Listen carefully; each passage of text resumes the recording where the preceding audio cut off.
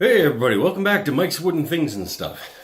I do not have a project for you right now because I'm working on something that takes a little bit of time. I'm making a new workbench, a Rubo style workbench, and that build will be coming out when it's done and not before. Obviously. I think that's might be obvious. But YouTube likes it when you upload regularly. So I wanted to just sit down for a couple of minutes and talk to you all about why I make stuff, which is probably in the title. So you probably know that that's what I'm going to talk about. I should start by saying that I have not always had the highest opinion of myself and my value on this spinning rock that we call home. And a lot of that came to find out had to do with the fact that I used to be an artist. Back in high school, I painted, I drew, I made sculptures. I was in a band that was actually more like just a couple of friends making noise in a living room. And I was good at it. I was good at painting and drawing and arting. And I actually went off to university to do that, thinking that I would become an artist and do that for a living as a career. But like a lot of people, I let the world squash the creativity out of me at one point. Evidence began to mount that I was going to have a very, very difficult time continuing to live inside and eat food if what I was doing for a living was making art. And so I let the world squash that desire from me, and instead of doing what I loved, I moved into doing something that I liked, which, you know, a lot of people can't say that what they do for a living is something they like. So I think I'm still ahead of the game in that regard. Then, like a lot of people, making money and continuing to live inside and eat food and have nice things took over, and the creative spark that I used to have slowly just slipped away. Yeah, that's what it did. But a couple of years ago, I figured out that that's what I was missing, and I started painting again. I went and got a couple of dollar store canvases and some paint. I started slapping some color on it, and it all just kind of came flowing back. And I realized that that was something that I needed. It wasn't something that I liked having. It was something I needed. And it was revolutionary. No, it wasn't revolutionary, but it really, like, that spark was always still there, I guess. And I just threw some fuel on it. And then I talked a couple of buddies into having a jam night once in a while.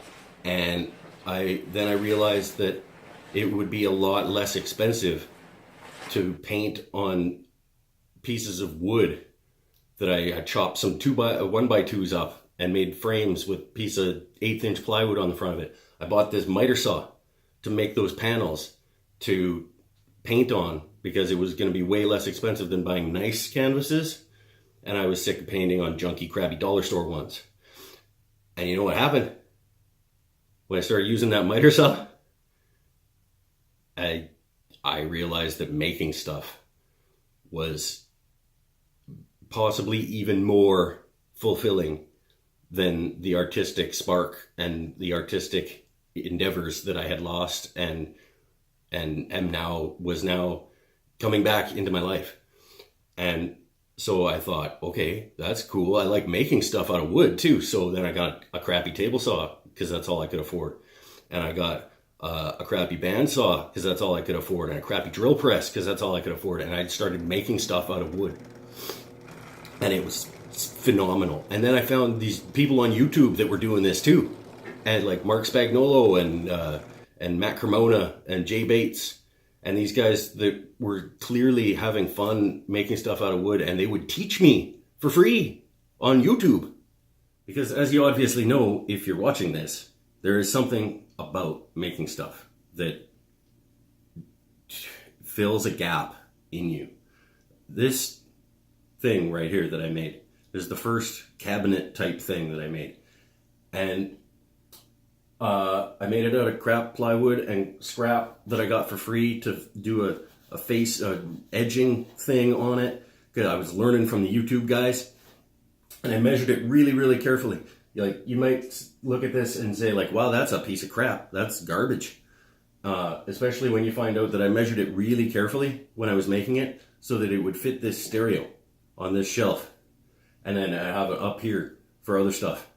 And then when I cut rabbits and dados into the box to put it together, to do pegs for my first time with rabbits and dados and pegs for my first time ever, I didn't think ahead and realize that I was going to make it not very wide. It's not as wide as I measured. So this thing doesn't fit in here anymore. And that makes it even more garbage. So a lot of people would say, well, why don't you just buy some crappy old kitchen cabinet thing at a garage sale or whatever and put it up on the wall to put your stuff in? Why make a crappy piece of garbage? You mean like this cabinet over here on this side of the shop? You mean like that?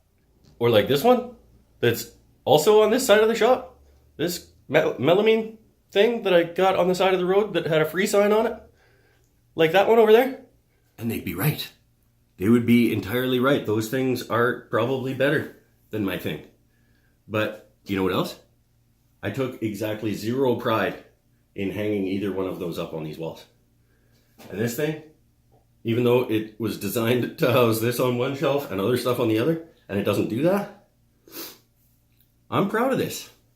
Because it was my first cabinet thing. It was my first rabbits and dados and dowel pins to hold it together. And that's why I make things. I make things because there's a sense of pride in making a thing that you can use.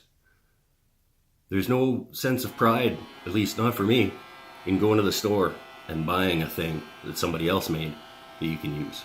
Or worse yet, a thing that some computer machine and assembly line made over in China that you can throw up on your wall. You know? Like, I could buy a really nice coffee table. But no, I built a really nice coffee table. And for the amount of money that it cost me to build that coffee table, I could have bought a really, really nice coffee table. But I wouldn't have any pride in that coffee table.